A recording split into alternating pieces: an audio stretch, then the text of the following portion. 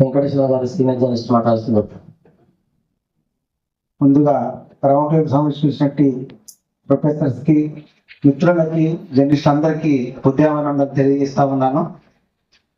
ఎందుకంటే ఈ social media అనేది ఈ మధ్య బాగా ముందుకు పోతుంది. అది అందరికి తెలిసే మినిస్ట్రీ మీడియా కొంచెం పడుకోవడం కూడా జరిగింది.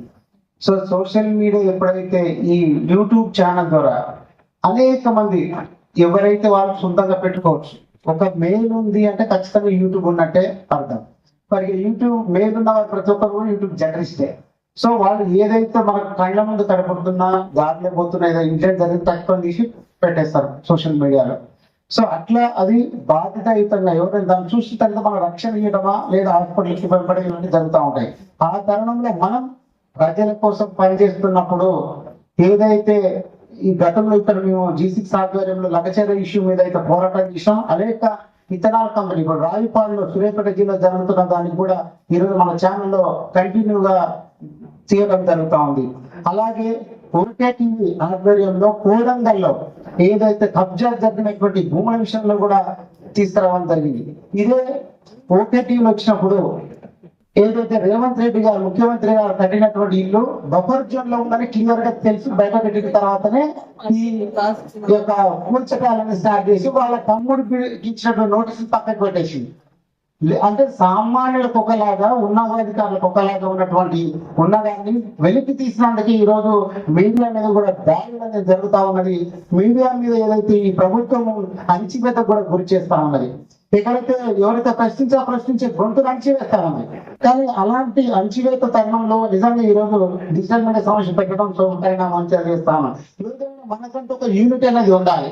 యూనిట్ అయితే లేకపోతే ఖచ్చితంగా అది ఇన్వెస్ట్మెంట్ పాలసీగా తరివేసే పరిస్థితి ఉంటుంది. ఈ రోజు ఒక జర్నలిస్ట్ మీద దాడి జరిగిందంటే ప్రశ్నించే వాళ్ళు లేదు. ఏం రాసుకున్నాడు ఏమండి, మనం కూడా కొన్ని తప్పులు జరుగుతూ ఉన్నాయి. మన సోషల్ మనం కూడా తప్పులు చేస్తా ఉన్నాం. అది కూడా గమనించాల్సిన అవసరం కూడా ఉంది. ఎందుకంటే ట్యాగ్లైన్ ఒకటి పెడతాం, లోపల ఒకటి ఇస్తారు. బయటకు తమిళ ఒకటి తయారు చేస్తున్నాం, లోపల మ్యాటర్ ఒకటి ఉంది. మరి అట్లాంటి తప్పులు మనమే చేసుకొని తర్వాత మనం ఈ డిజిటల్ మీడియా కిందపరిచేలాగా చేయొద్దని చెప్పి తెలియజేస్తా ఉన్నాము. ఏదైనా బాధ్యతంగా ఏదైతే సమస్య ఉంటే సామాన్య పట్ల ఖచ్చితంగా నిలబడి కొట్లాడి వాళ్ళకి ఎన్నట్టు ఉండే విధంగానే మన డిజిటల్ మీడియా ఉంటుందని చెప్పి తెలియజేస్తా ఉన్నాం. దాంతో పాటు మనలాంటి వాళ్ళు ఏదైతే ప్రజల కోసం పనిచేసే దాడి జరిగితే అవసరమైతే మన హాస్పిటల్ దగ్గర 5 బయట పెట్టుకుంటాయి. డిఎంహెచ్ఓ, డ్రగ్ ఇన్స్పెక్టర్ ఇలా అనేక విధాలుగా ఇబ్బంది పెడుతున్నా కానీ ఏనాడు కూడా ఎక్కిపోలేదు. ఖచ్చితంగా ముందరికే పోతా ఉన్నాం. కాబట్టి మీలాంటి ప్రొఫెసర్ మీలాంటి వాళ్ళందరూ కూడా ఎన్నట్టు ఉండి మాకు సూచనలు సలహాలు ఇస్తూ రేపు వేసే టీంకు మీరు పూర్తిగా మాకు సపోర్ట్ గా ఉండాలని కోరుకుంటూ మీ ద్వారా నిజంగా సమాజం మార్పు కోసమై డిజిటల్ మీడియాగా మా వంతు మీరు కృషి చేస్తామని తెలియజేస్తూ అవకాశం ధన్యవాదాలు తెలియజేస్తున్నాను.